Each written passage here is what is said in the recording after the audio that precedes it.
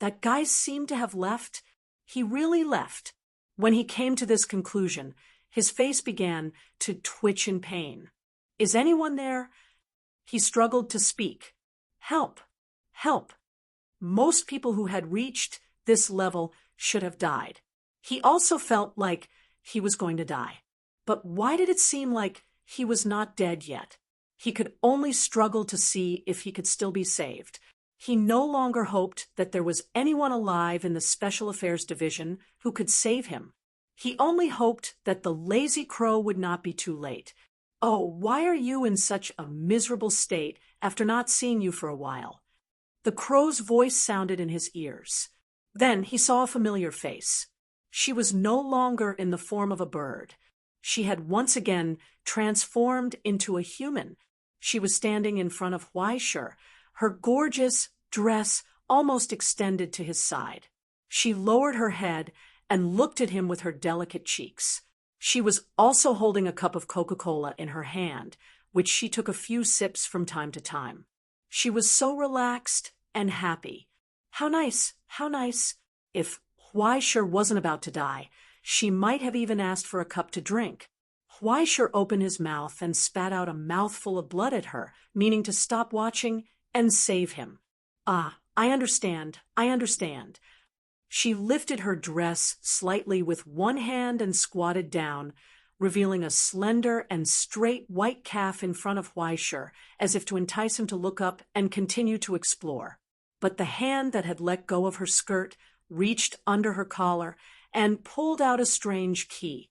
She waved it at him and smiled happily. So, the key, do you deserve it? Huaishur nodded in panic. I deserve it. I deserve it. You deserve it? The crow raised her eyebrows. How many do you deserve? I'll get as many as I can. Huaishur was going crazy. Can you hurry up? I'm really going to die. Don't worry, I'm waiting for you to die, right? So you won't have to suffer so much. She calmly said something extraordinary, but this might be a good opportunity. After all, in the plan, the transformation of the completion potion is only half completed. We can take the opportunity to complete the remaining half. But before that, she paused for a moment and smiled mysteriously. Then she took out an old sheepskin scroll from her sleeve. When she unfolded it, it revealed strange and evil characters. They looked like seal scripts, but they also looked like a variant of some kind of alphabet. Her slender and delicate fingers unfolded the sheepskin roll in front of the teenager. Can you sign this? Anyway, you'll take advantage of the situation, right? You flatter me. Anyway, if I don't sign it, I'll die. You'll sign it, right? She smiled happily. Up to you. Huaishur sighed and found that his left hand had regained the sense of touch. He gritted his teeth, raised his finger, and used all his strength to write a dark name on the scroll, Huaishur.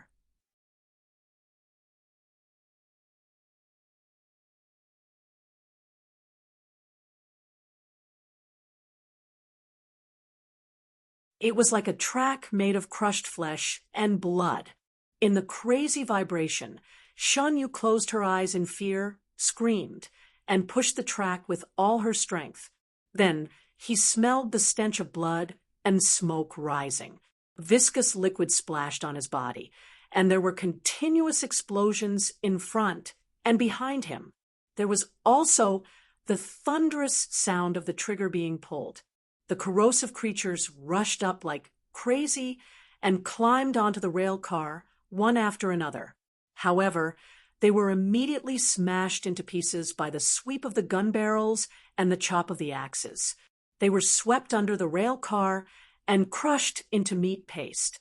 Tragic hisses and screams constantly rang out.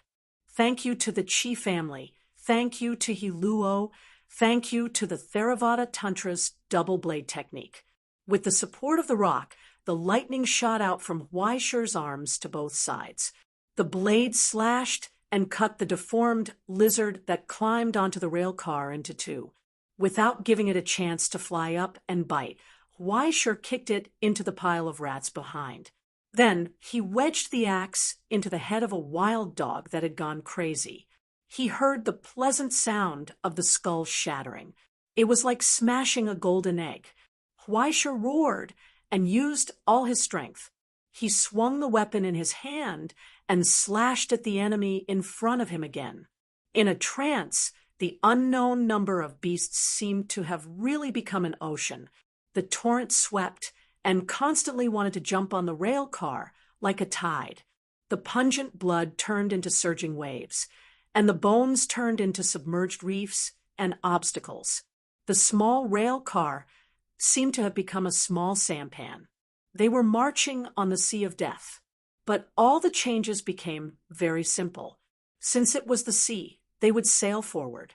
Since it was the waves, they would cut them. Since it was the reefs, they would tear them apart with lightning. They didn't even need to step forward. They were already falling straight into the dark abyss.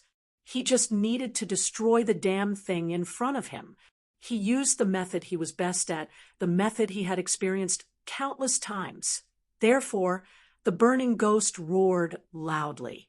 The crack in his chest glowed brightly.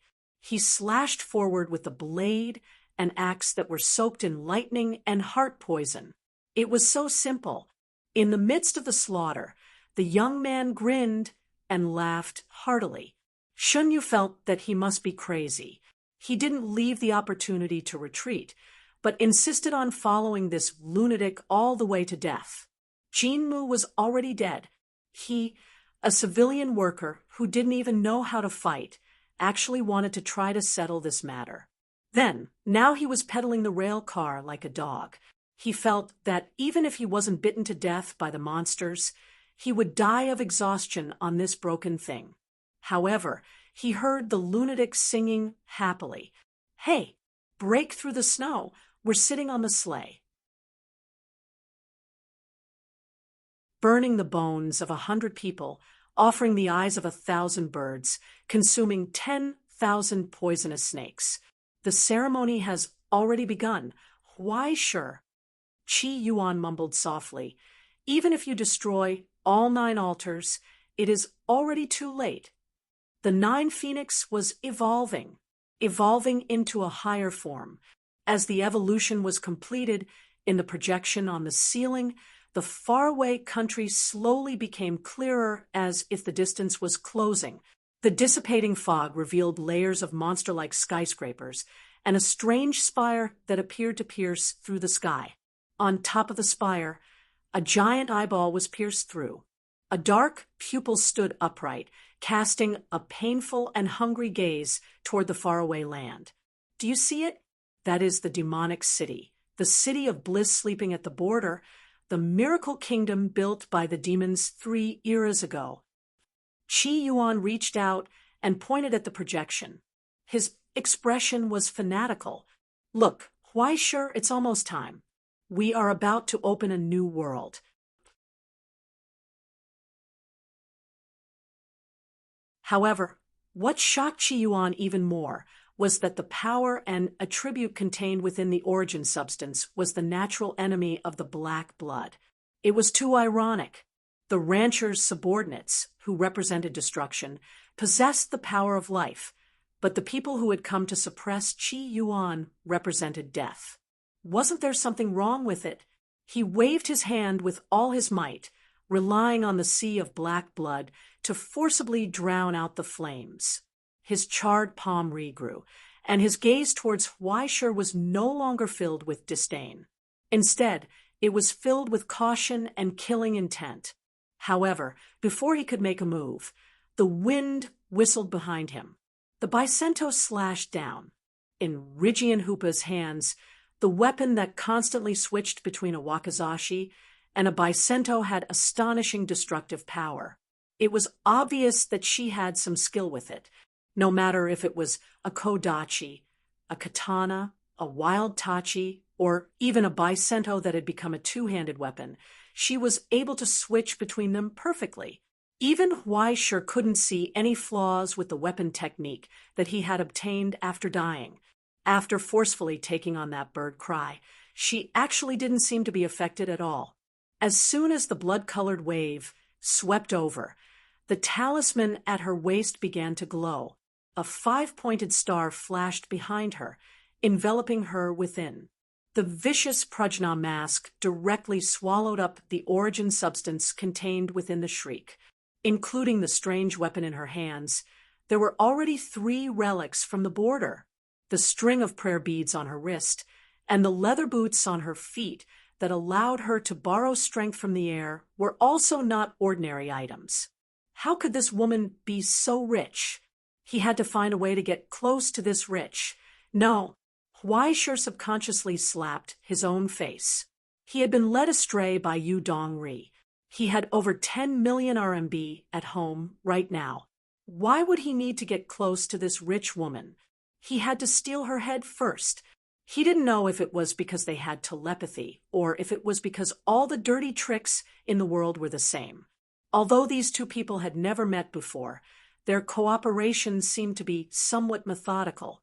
In any case, one person would attract firepower from the front, while the other person would look for an opportunity to strike from behind. Everyone took turns to backstab, and they actually managed to gain the upper hand. Even with the power bestowed upon him by the 9 Phoenix, Qi Yuan had never encountered such a lunatic in close combat before. Moreover, this time it was 2 lunatics. It was simply twice as disgusting. For a moment, he was actually a bit flustered. After angrily repelling the Bicento's slash, the eyes behind Qi Yuan's back saw the burning youth madly rush over, the hatchet in his hand slashing down with lightning. Then, from the boiling black blood, 2 arms suddenly grew out and grabbed the saber and axe that had been chopped down. They were deadlocked in place. While being suppressed, the corners of the ghost's mouth slowly curled up. Through the hatchet, he sighed softly. I say, Yuan, although you look very awkward when you're angry when you fight, you really look like a noob. Boom! The 9 Phoenix's furious shriek burst forth. You're tuning in to the Mystic Fist YouTube channel. Don't forget to subscribe and join us on this journey to catch the most captivating stories.